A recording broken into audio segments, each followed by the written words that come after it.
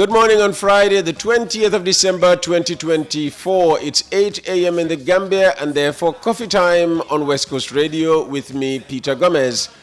And coffee time is brought to you in association with the USAP EEC and GAM Food Trading, Easy Financial Services, Global Properties, Wave, Bloombank Africa, Tap Africa Global, the Gambia Experience, and Bakadaji Hotel. Did you know service plots are now available at Baki? Welcome to Baki, Taft City's fourth residential estate. Yes, service plots available at Baki with 3 years interest-free payment plan with a minimum deposit of only $94,000, and it will come with fence plot, water reticulation, electricity, solar street lights, and bituminized internal roads. Are you ready to build your dream home for yourself? Call us now. We begin our press review with the Point newspaper. VP Jallow and PM Sonko preside over Gambia-Senegal Economic Forum. GPPA and TGSB review vehicle specification and procurement standard. GBA welcomes ECOWAS decision on establishment of special tribunal in Gambia. Assembly approves appointment of 7 Victims Reparations Commission or 7 members of Victims Reparations Commission. Gambia receives $20.1 million grant for new ferries and port expansion. Dabo urges Gambians to embrace unity, and Qatar Embassy in Gambia marks 146th National Day. On to Foraya's front page. KMC could have saved $32.2 million from Balit trucks. Gambia-Senegal Forum charts new path for economic integration and sustainable development. Gambia Bar welcomes establishment of special tribunal in Gambia. National Assembly endorses appointments for Victims Reparations Commission. Environment Minister appears before Parliament on Kiankayaf timber incident. MRC Clinical Service Department resumes operation. And GRA officials bust 26.4 kilograms of drug pills at Banjul International Airport. Next, a look at the Voices front cover. Senegal-Gambia Trade and Economic and Investment Forum gets underway in Banjul. Gambian challenges constitutionality of 2025 budget estimates. We were misled about procurement rules at KMC, claims procurement manager. VP Jallow says TVET centers aim at transforming the Gambia's economic and social prospects. National Assembly member Jiba disapproves of Dr. Babanding Dafe's appointment to Victims Reparations Commission. Man gets 20 years imprisonment for raping student, and Tango facilitates key CSO NGO engagement in the Gambia. And we end with the Standards Friday front cover. Assembly and 2 ministers sued over illegal tabling of 2025 budget. FPAC bashes president for not sending NDMA boss on leave. Assembly confirms Reparations Commission members. 70% of Gambians considered migrating according to Afrobarometer. Senegambia Forum calls for closer integration. And GRA agents seize 26.4 kilograms of ecstasy at airport. And that was your first look at the front pages of Friday's newspapers. Our thanks to The Standard, Foraya, The Point, and The Voice. Looking for an establishment where value for money and unrivaled services with admirable turnaround time is guaranteed? The Port of Banjul is the perfect place for you. A vital gateway for trade offering connections to numerous global destinations. With improved infrastructure combined with a flexible tariff, the Port of Banjul remains a vital node in maritime trade. Along with its dedicated workforce, efficient service delivery, technology-inspired innovation, and an impressive record in handling all types of cargo, the Port of Banjul is also widely acknowledged as one of the safest ports on the continent with no history of piracy. As a major player in the region's maritime trade, accounting for 90% of all imports and exports, we are more than just a transit point, but a vital cog in the global trade sphere. Come experience a hassle-free fast customs clearance inspired by our simplified trade documentation procedures, safe and efficient cargo and vessel handling. The Port of Banjul offers prompt, reliable and value for money service and customer satisfaction is guaranteed. Sabs is here with a very good reason for being, quote unquote, late. He says, I never gave him a specific time. Usually I'm very specific, but not this time. Sabs, welcome. This time he said around 8:30. And I know Peter knows the language. So thank you, Peter. You're absolutely right. Thanks for having me. You're absolutely right. Good to have you again in the studio. We have a lot to talk about. Absolutely. Not least, your new catchphrase, the youths are happy. It's getting old now. It's getting old? Yeah. Does it have a replacement already? No. Ah, okay, very good. Meaning that, its relevance is even stronger now. Absolutely, without a shadow of a doubt. Very good. Last night when we were discussing, meeting this morning, one thing you said to me is, I haven't spoken publicly yet on the 2025 budget. That's true. This could be your chance, Absolutely, without a doubt. Especially with this banner headline on the Standard this morning that two Gambians actually have taken the National Assembly and two ministers to court over the illegal tabling of the budget. Let me start by asking, what's your view on the 2025 budget? Some like to call it CDK's budget. So unfair. If you know the processes that lead to the promulgation of the appropriation bill, it's so unfair. Whichever way you look at it. So unfair to dub it CDK. Yeah, because I know they're trying to push it with a negative connotation. The budget is not a joke. The second most important legal document in the country that goes through a process of almost 6 months, budget bilaterals between the Ministry of Finance and the sectors, goes to cabinet, and from cabinet goes to the National Assembly. And now, the National Assembly actually gets their hands dirty in the budget by making reallocations, which actually pushes some of the responsibility for any errors into their hands. I don't actually know why they do this, but when I say them do it, I'm like, okay, CD, just say Alhamdulillah, because if it goes wrong, they have a role in it. So it's not, you can't call it CD's budget. It's the budget of the Republic of the Gambia, including members of the NPP and UDP and GDC. And I must say it's a fantastic budget. I took my time. I was following the debate around the budget. The budget is not a joke. And that's why when I say certain people make certain pronouncement, pseudo-experts who've never compiled a budget, never implemented a budget, never actually analyzed a budget in any serious economic sense, passing judgment left, right, and center, I'm like, hello. A Nametan player in Kian Keneba passing judgment on David Beckham's set piece or CR7's bicycle kick. Well, they both play football. Peter, why don't you watch Keneba Nametan? You watch Liverpool, Peter. Let's be fair. Keneba Nametan is not on TV, maybe. Well, you are not interested, Peter. You have Bibi Balde. He can give you the updates. You are not interested. So it's a question of levels. So we have a budget here that has brought down our deficit to 1.4%. And these are one of the areas that I've been persistently criticizing the government, that borrowing is on the high side, it's going to create macroeconomic instability. It still is on the high side. Peter, it's coming down. You've got to give credit where it is due. I know Gambians like to clap for the players across the border. In Senegal, their deficit is 7% of GDP, and it's even higher than their legally required YMO benchmark. So this is a fantastic job by the Ministry of Finance in a year that is just coming. 2025 is pre-election year. Usually governments go on a binge a year before election year, but we have a government here who has realized that despite our needs for continued expansion in massive infrastructural development, we need to slam the brakes a bit and stabilize the economy. I think it's a fantastic budget. I know they've stretched GRA once again. They got a big job on their table, but I want to commend them too for What do you mean they've stretched GRA? The proposed increase in tax revenue of more than 20%. I think it's a tough job for GRA. It's doable. It's doable. They've done it every year in, year out. People say they've not even been, I know, because they see only the results. Peter, it's not easy to be a tax collector. In Israel, they were ostracized. And I know, Peter, even you would not welcome tax collectors with ice cream in your office.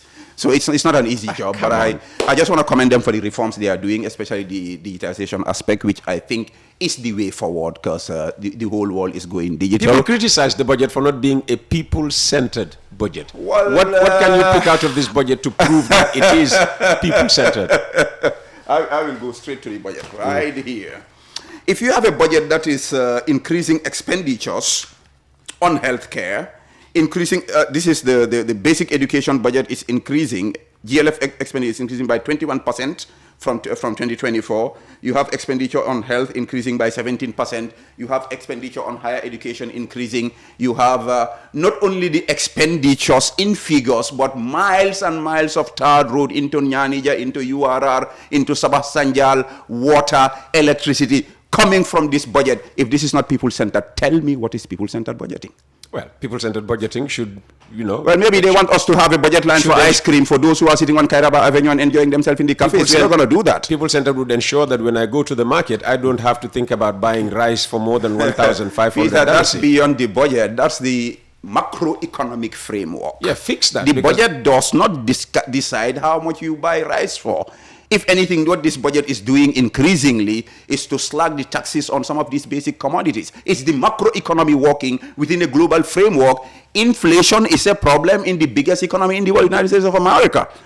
So it's a global problem, but here we see something, and that's why I said this budget is good, because the government is realizing that we need to cool down the heating of the economy, bring down borrowing, and see a way of actually supporting the social sectors. I think this is people-centered. By all standards. The special advisor to the president is with us in the studio for a few more minutes. It's coffee time with Peter Gomez and Momodou Sabally. Back in a moment. Good day, my people. My name is Marcel Sanyang, Bank Farafenya branch. I just want to encourage my customers to use our mobile app and use our ATM. You don't even need to come to the bank to do any transaction. You can be at your home and you do your transactions. You can also use our ATMs. When the queue is long, you don't even need to enter the bank. Just use the ATM and off you go. I just want to encourage all of you that Trust Bank, we are here for you.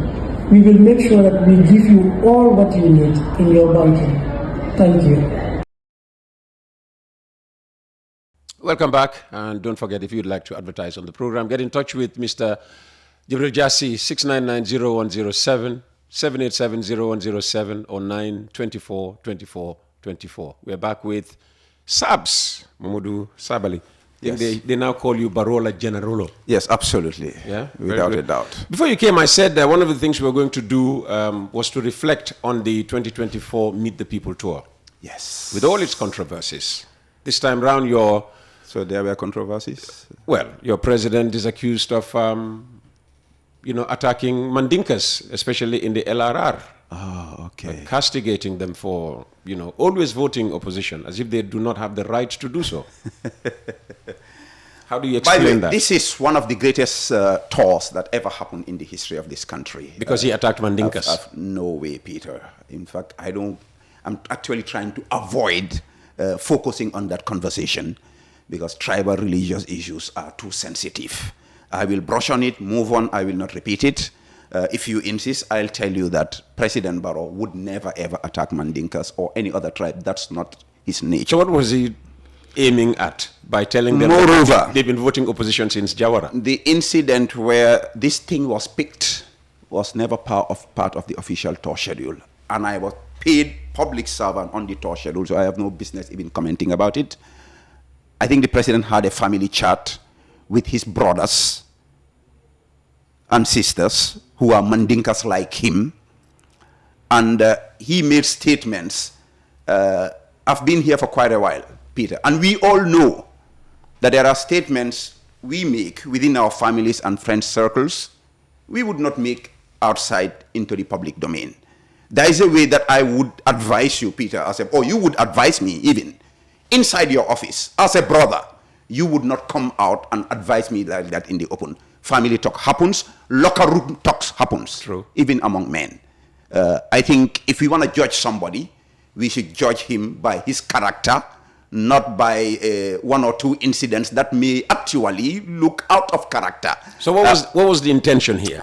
I was not in the meeting anyway. Okay. What I read from it, and I repeat, Peter, I'm not going to spend much time on this because I think the president was talking to a group that happened to be Mandinka. He felt that he was talking to his brothers and sisters. He felt that they should also support him. Because the reality is, I heard people saying, people should not talk about in America when they analyze elections. Latino votes, black votes, male votes, female votes. These are realities in our politics. Yeah. Where we all agree with in this country is that we should not be speaking about these issues in a way that would alienate or even anger other groups. I don't think the president attacked the Mandinkas. He will never ever attack the Mandinkas because he is Mandinka. So what was fantastic about this particular tour? Yes, and I think this is the point, Peter, really I want to focus on. Okay, go ahead. I've worked tours during the Jawara era. I've done tours during the Jammeh era. And I've done a tour like has never happened in the history of the Gambia. Because when tours happen, usually it's about the meetings and the fanfare. But here you have a tour where for every single meeting, you have 2-3 site visits going to construction works on roads, on electricity, on water, on animal watering areas. And listening to the people. I have sat down where people have practically attacked the president during the tour. How? I mean, like on the platform, Densona, Amunli, Amunla, Amunlelo, and he would just smile. They did that with Jawara. And there was a time you would not do it. Yeah, they did it with Jawara. Yeah. Yes, this is Jawara 2.0. In between, would they do it? Thank God for this democracy. Thank God for a president who is so peaceful that he won an award. And he would smile and will come and respond to them in the most dignified and respectful manner. Yeah, but not give groundnut farmers extra money, when they ask for why it. Why should he give them extra money when you, Peter... $38,000, per ton is not enough for them. They want a bit more. Why would he give them more when he makes it 40 and slaps an extra tax on radios? You, Peter, would come here and criticize him. No, he would not. We are operating within an economy, and that extra money on their groundnut price could actually lead to an even higher increase on their rice. We have to balance the books. This is macroeconomics. I think the price that was given is good. Those who are clapping again for those across the border, the price across the border is lower than what we gave. I mean, the government is not buying these groundnuts for us to go and eat it at State House. They sell it at the world market. If the price does not increase there, we cannot increase the price. And in addition to that 38, the amount of subsidies that government is injecting into the sector in terms of seeds, in terms of fertilizer, in terms of equipment, I think the government is doing very well for agriculture, for farmers. Back to the tour. We went through North Bank, CRR, URR, up to my favorite place, Bolibanna, where a president of this republic had never set foot. And we saw... Where is Bolibanna? Bolibanna is behind Koina. When you say Gambia, you say Kartong to Koina. Yeah. But there's Bolibanna after Koina. Are you sure that's not in Senegal? Good question, Peter, because I heard that sometimes they even use the CFA. Yeah. In fact, a reporter crossed the border from Senegal because we have practically forgotten about these people. But Peter, if you see the joy in the eyes of these young people, students who just had a story building for the first time in their community, built by the government, a computer lab, and the students singing for the president, welcome, welcome, we are happy, we are happy. They do that everywhere. Everywhere the president goes, people Peter, sing. I am telling you at a level that has never happened, and that is actually corroborated by the fact that you're even thinking they are in Senegal. Imagine that joy, seeing your president for the first time. Peter, you might before Sadauda. I'm sure you were happy. The youths are happy. This tour it was just amazing, Peter. And the injection of cash, I must say, through the Ministry of Agriculture, giraffe matching grants, and I was happy to see our brother Bankamane be a beneficiary of these matching grants, because I think he's into poultry now. Why do you single him out? No, I mean, because it's an example of a Gambian who otherwise would have been busy criticizing, but is now on the ground. I mean, who used to be plowing the ground. You mean who used to be busy criticizing? Yeah, but I was particularly impressed because I know Banka has another source of income. So in fact, when I saw him go to receive there, I said, Banka, I said, I'm into poultry. That there are green fields yet unexplored in this country that we can together help to power the economy to the next level. So the agriculture ministry is giving like $125 million worth of matching grants. Okay. Let's talk about the women's finance thing also with Honorable Fatih Kinte. I mean, it is amazing. Let's talk about the increasing cost of the Meet the People tour. I mean, in 21st century Gambia, I mean, you talk about the road network and all of that. Communication is much, I think the tour budget should actually be increased, Peter, knowing what I know. It should be increased? Absolutely, without a shadow of a doubt. And I'm glad, I think it should be increased actually by the assembly. It has been, yes. Yeah, absolutely. Because Peter, but what's the justification? Why? What do you people do on tour? As if Peter has not even listened to me yet. So let me do the Suratul Rahman thing, Fabi ayi ala'i rabbikuma tukadiman, to repeat the verses over and over and over. Peter, we are going to see where the money in this budget is spent. Yeah, but whether the people are getting the does value the of their president money. need all, Peter, why did you ask the president to go on tour? No, the constitution asked him to go on Absolutely. tour. So the need is established. But it's the president that is asked to go on tour, not, Yes. not these 1,000, 1,000,002 people that 1 follow million him. people are not following him. It's the required staff that are working with the president and the ministries that are going. And every single staff is needed. And we move around with security. And the security, they will have to provide their feeding, their allowances. They are Gambians working for this country. And they are, we went to areas during this tour, Peter, where even the security, we are not comfortable because we are too close to the border at night in the middle of a forest. We need to move with security. If we don't pay the security, Peter, you will be the first to criticize us. So the money is not wasted. And when you say that, okay, 30 million is spent, and there are so much stringent controls within this. I remember, for instance, fueling. Our vehicle controller, Commissioner Sediba and his team, they would tell you, Sabally, if we give you fuel in Banjul, we are not going to give you fuel again until Basse. When we have a break in Mankamunkunda, for instance, and I, Momodou Sabally, decide to come and spend a day with my family, government is not giving me fuel. I actually did this, bought fuel from my own money. So the thing is that it is not the case that everybody who works in government is ignorant, unpatriotic, and wasteful. No, we have educated Gambians, patriotic, sincere. Peter, I wish I could tell you the amount of debate that happened in our committee, technical committee, preparing the tour. Government officials telling government officials, you cannot do this. You should not do this. You should cut on this. I wish you attended a meeting I was in. Some people in that meeting will hear me today. My perspective on budget. Just because by default, any figure you bring, I cut. Because we know the realities. We are not joking. We are working. But if we are going to work, we need resources. And those resources are supposed to be provided by the state. We will take them, but we will make sure they are not wasted. Just because somebody is asked to cut does not mean that they will cut. And when they don't cut, what punishment? We cut and we keep on cutting. And I'm telling you, practically on the ground, we are cutting on spending. But we are not going to starve our soldiers. We are not going to deprive our police officers of their allowances when they travel with His Excellency, the President. They're working for the state. Let's talk about your favorite demographic. Yes. The youths. The youths, yes, the happiest ones. Now the catchphrase is the youths are happy. What did they do on this tour to justify this statement? Well, Peter, you know what's interesting? Again, I repeat, this is not a slogan that I sat down and designed and promoted. I didn't. No, you promoted it. Maybe you did not design, but you promoted it. Peter, Yes? the slogan I promoted is your favorite slogan, can't cage me, because I heard you saying that nobody can cage you. Absolutely. But And they've you not are changed happy. it. By the way, I've got my license back. Oh, alhamdulillah. Yeah, it's been renewed. So the journalists are happy in this country as well. Well, I am. I don't know. Even the radio waves are happy. I am because your voice sounds very, very good on these waves. I'm naturally like this. So, Peter, the youths are happy. We went. The president met with the youths. The president listened to the youths. The president provides solutions to the constraints of the youths. And the icing in the cake for that was in Banjul. Break it down for us. What did the president hear from the youths, and how did he, provide solutions to I met a their group needs? of youths. I have a video actually on TikTok in Sandu, in the middle of nowhere, where a solar mini grid was placed. A group of youths came, one of them actually a Jalo, so named from Italy. They came and met me, Mr. Sabally, you said the youths are happy, but here the youths are happier. We have uninterrupted water and electricity in our villages. We don't have to cross the border now to go and buy ice block. When we went to Dankunku, we were welcomed with a banner with the youths are happy. And a group of women told me in an adjoining village, a group of old women, they have their women's scaffold, their slogan is the youths are happy. Again, let me go to, in Sinchu Alaji, I saw a young man who actually defected from another party to come and join us. And he came to the president.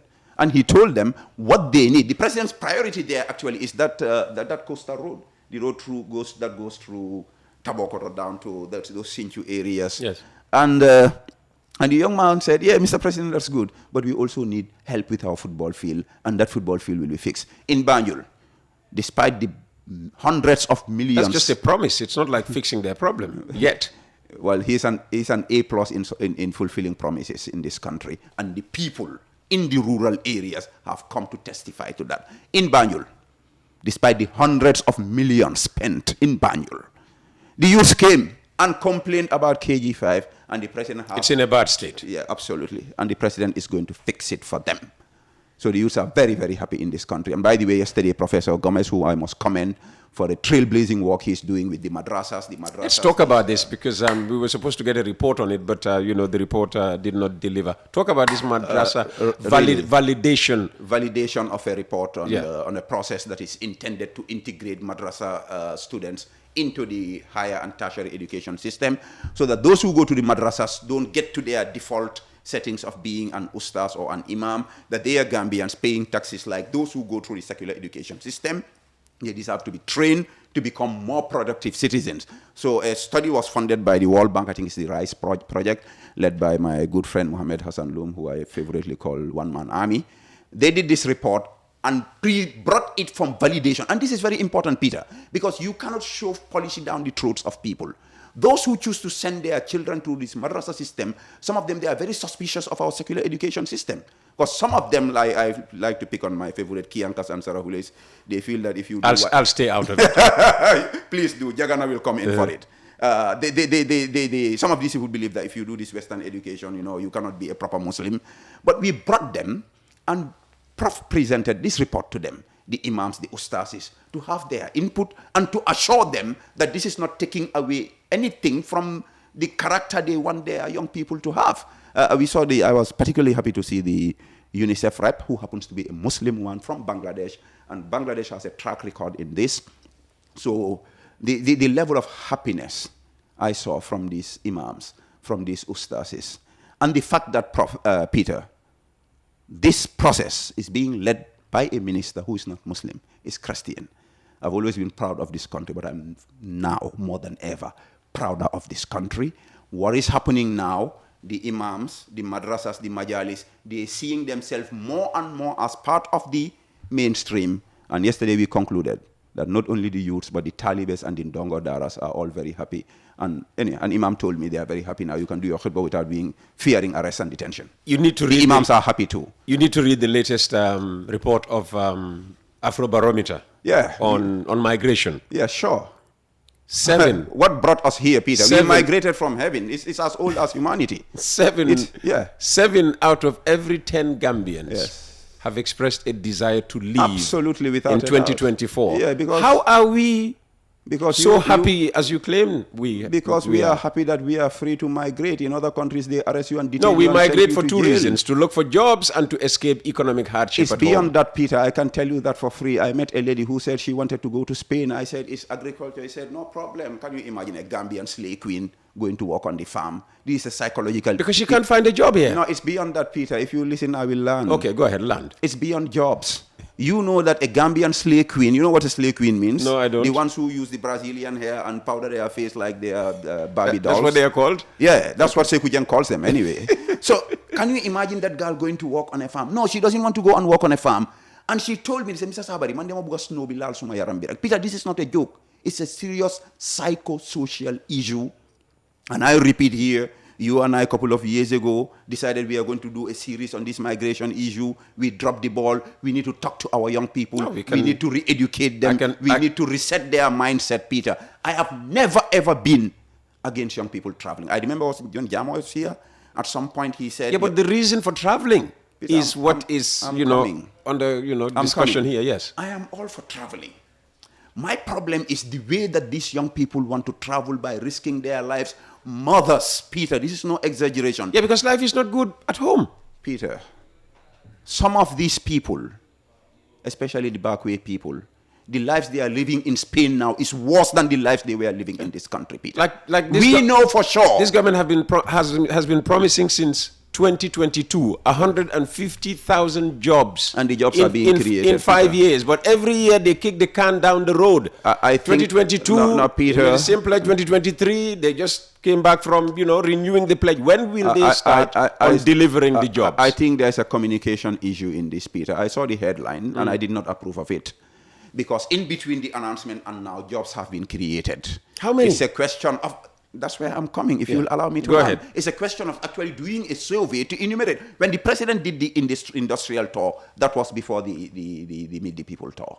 The amount of factories, industries I saw in this country, I was blown away. I never imagined these things were steel factories, factories making suitcases, factories making impact. Anywhere we went, I asked and it's mainly staffed by young Gambians. I asked those young people to stand and take a picture with the president. So the statement should not be government will provide 150,000 jobs in X number of years, rather than I object to it. Yes. Of the 150,000 jobs, Yes. Promised Yes. since 2022, Yes. this is. I think a survey should be done to establish this. It's a communication problem. Yeah. The permanent secretary sat where you sat, and I asked the same question to Lamin Damfa. I said, how many jobs have been created since? He said, again.